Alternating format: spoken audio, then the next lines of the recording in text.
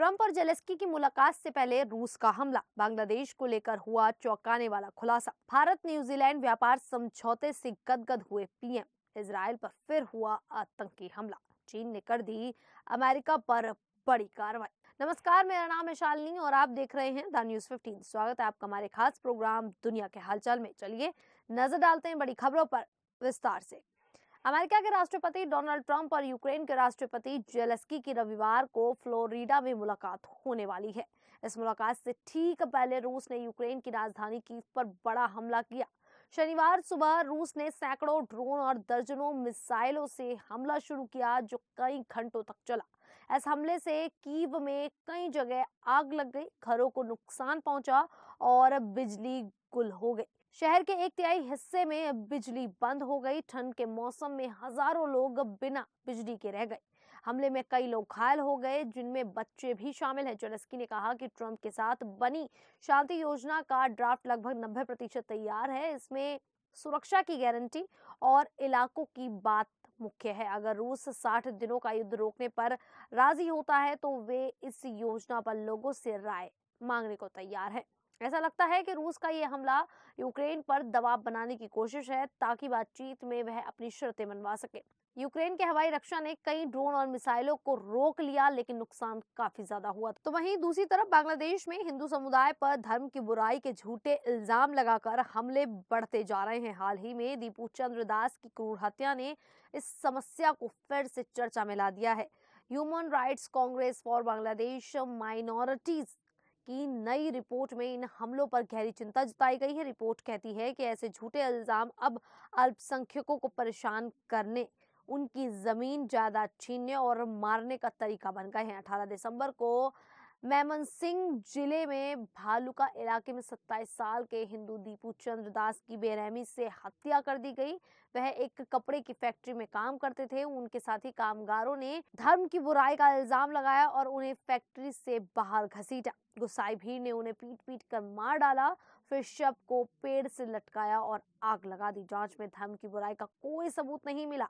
अंतरिम सरकार ने 12 लोगों को गिरफ्तार किया है और केस को तेज अदालत में भेजने का वादा किया है। HRCBM की रिपोर्ट के मुताबिक जून से दिसंबर 2025 तक 32 जिलों में धर्म की बुराई के 73 झूठे मामले दर्ज हुए, जिनमें ज्यादातर हिंदू ही निशाना बने।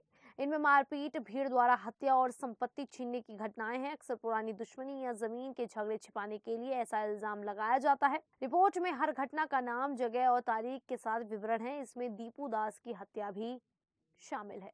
तो वहीं न्यूजीलैंड के प्रधानमंत्री क्रिस्टोफर लक्सन ने भारत के साथ मुक्त व्यापार समझौते को अपनी सरकार की बड़ी सफलता बताया। उन्होंने सोशल मीडिया पर लिखा कि उन्होंने वादा किया था और उसे पूरा कर दिया। ये समझौता भारत के 1.4 अरब लोगों के बाजार को खोलेगा, जिससे ज्यादा नौकरियां, ऊंची कमाई और ज्यादा निर्यात होगा। ये समझौता 22 दिसंबर को प्रधानमंत्री नरेंद्र मोदी और लक्सन की फोन बातचीत के बाद घोषित हुआ। दोनों नेताओं ने इसे दोनों देशों के रिश्तों में बड़ा कदम कहा।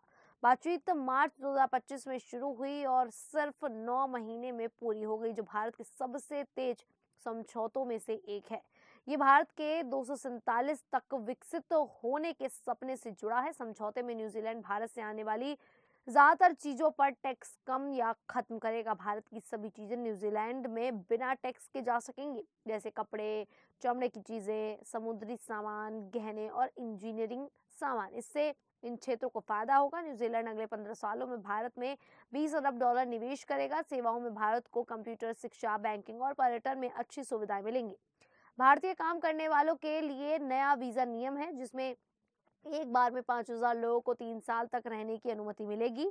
इससे दोनों देशों को फायदा होगा। तो वहीं इजराइल में शुक्रवार को उत्तरी इलाके में एक दुखद आतंकी हमला हुआ। एक फिलिस्तीनी व्यक्ति ने पहले बेत शेयान शहर में अपनी कार से लोगों को टक्कर मारी। इससे 68 साल के शिमशोन मोर्देचाई की मौत हो गई और एक 16 साल का लड़का घायल हो गया। फिर हमलावर कार लेकर हाईवे पर भागा।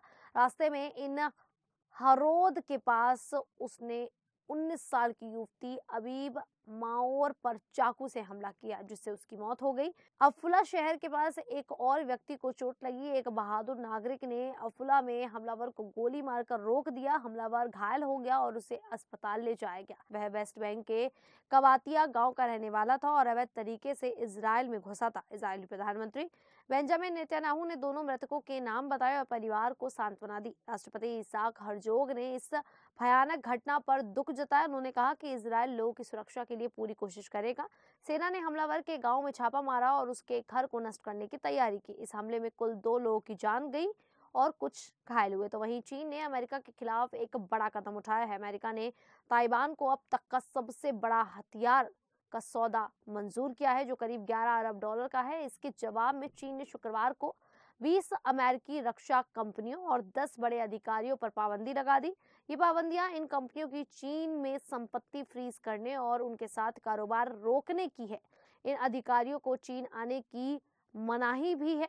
कंपनियों में बोइंग की रक्षा, नॉर्थरॉप ग्रुपम और एंडुरिल जैसी शामिल हैं। चीन का कहना है कि ताइवान उसका हिस्सा है और अमेरिका का ये कदम गलत है। ताइवान का मामला चीन के लिए बहुत महत्वपूर्ण है और अमेरिका चीन संबंधों में ये एक बड़ी लाल रेखा है। चीन ने चेतावनी दी कि ताइवान को हथियार बेचना बंद करो, वरना कड़ा जवाब मिलेगा। चीन ने कहा कि वह अपनी सुरक्षा और क्षेत्र की रक्षा के लिए हर जरूरी कदम उठाएगा।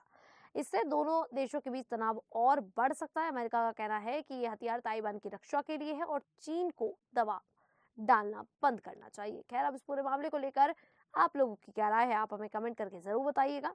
अभी के लिए इतना ही, फिर हाजिर होंगे ऐसी ही देश और दुनिया से जुड़ी बड़ी खबरों के साथ। तब तक के लिए देखते रहिए द न्यूज़ 15।